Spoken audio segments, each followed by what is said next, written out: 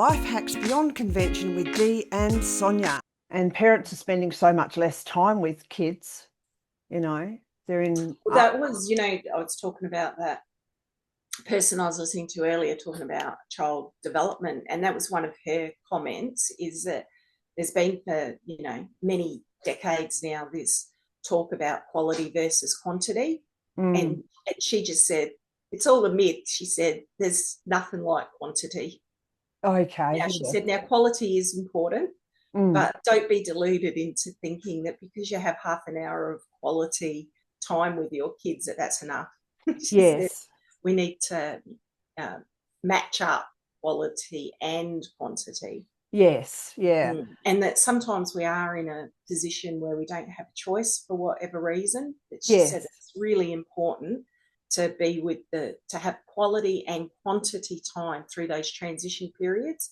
So when they're transitioning from the day into tea, into bath time, bedtime, and also that transition between waking up and starting the day, so the breakfast time. And then another really important transition, which she said is very hard for a lot of parents to be able to do because of work commitments, but the next transition is between like your breakfast and going to school. Yeah, like that's another transition into a different part of the day. Yeah. It's interesting because I had a teacher say to me one day that she spent more time with people's children than they did. And I disputed that because a teacher may have between 26 and 35 children for the 5 hours she's there. That's, So if you divided that up, what do you end up with? Like 15 minutes if you're lucky? Yeah. So no, you don't spend the same amount of time. And not in a one-on-one. No, that's for sure. Yeah. And so many parents both have to work, and the kids are OSH or latchkey kids if they're old enough. So I don't know. Well, I found that really interesting about the transition times, because that was something we just intuitively did. And I think because that was modeled. Like, mum and dad were there at breakfast time. Mum was mostly there when we went to school. If mum wasn't there after school, my nana was. We went to my nana's place, and mum would be there fairly soon after that. She worked, but she always, when we were younger, tried to have jobs where she was able to be there after school. Yeah. Occasionally, we would go to nana's before school, but then you've still got that caregiver who's invested in you when it's a grandparent, which is a little bit different to just a childcare facility. Yes. So, but then, mum and dad were always there for that tea transition, and then that transition to bath time, and have a read before, read a story together or do homework. Depends on your age, doesn't it? Yeah. Age of your children. And then the transition to bed. So I suppose intuitively, because I was raised like that, I didn't, I tried to do that as best I could, even though I didn't know that wasn't a conscious thing. I don't. No, you were just subconsciously duplicating what I'd seen modeled. Yeah. So it was really interesting to listen to that and then think about what I've seen and observed of the importance of those transition times. Yeah. We've got neighbours here that have moved in a while ago, and they've got a couple of little kids, and I never see them at home. They're gone very early in the morning. The kids are obviously going to school in the same town that the mother works. And I remember another situation where there was a child who was pushed into music, sport, language, whatever, 3 different things every single week. And every weekend, and then there'd be movies or shopping and we'd go down there and she'd go like, what do you want to do? What do you want to do? We can do this, this, this, this, this. And I was like, the kids are in the playroom. They're perfectly happy. Leave them there. You don't have to be pushing them to run here, there and everywhere. And her daughter in later years said they were the best times because she got to play with her own toys. So yeah, we've got There's a some, lot of societal pressure, I guess, and it's hard to know as a parent which of those things are important and, yeah, you know, when mm, we start to rank them in importance, what we should be doing and what we shouldn't.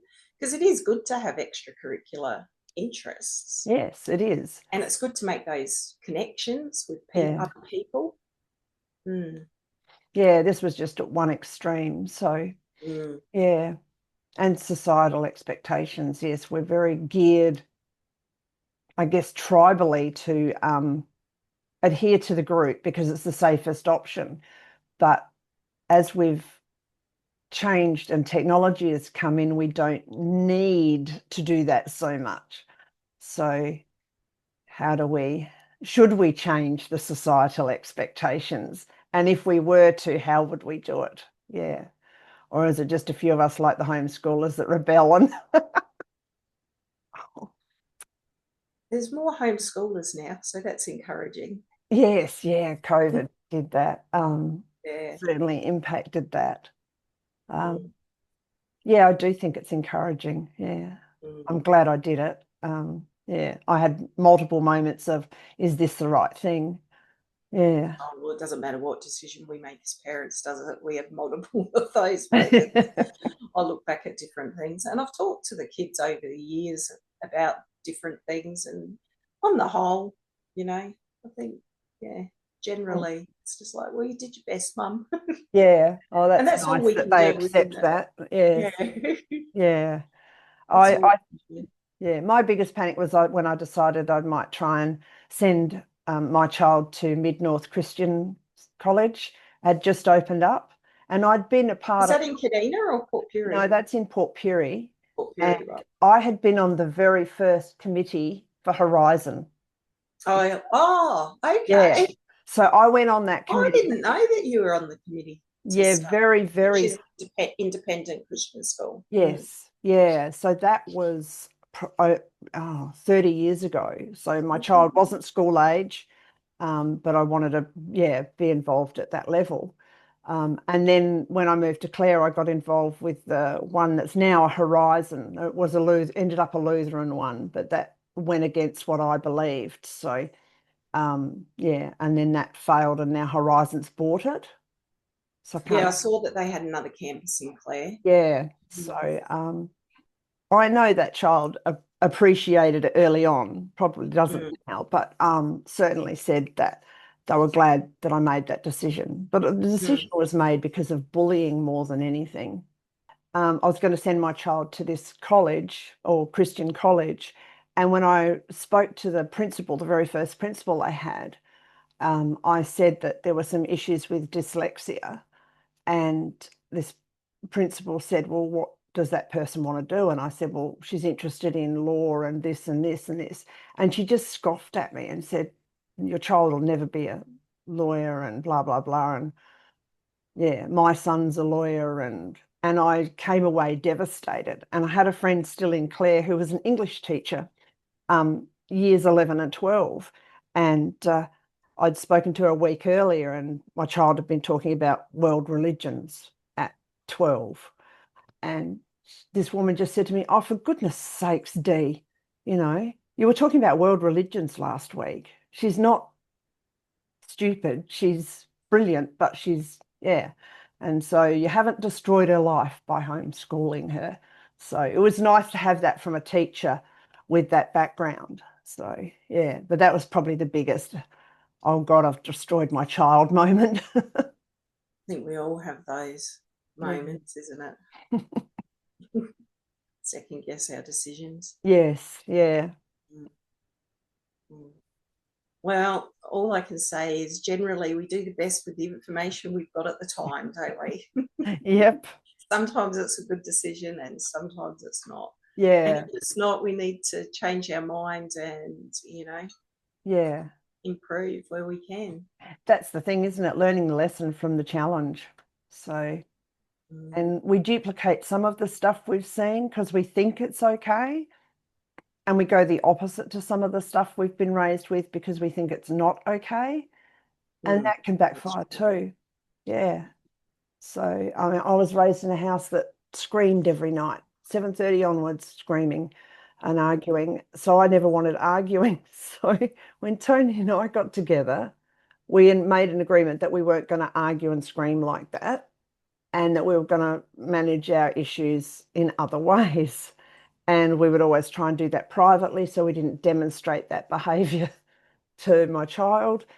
And then when my child got into a very important relationship and had a big blow up, they assumed the entire relationship was over because there was an argument. Their understanding of it was, oh, but you don't. So obviously that's really bad. And I went, oh my God, I thought I was doing the right thing. And I've still undermined the concept of relationships with intending to do the opposite. Yeah, so instead of modeling this is how we handle an argument, it was, oh, mum and dad don't have arguments. Was their perception, yeah. Life hacks beyond convention with Dee and Sonia.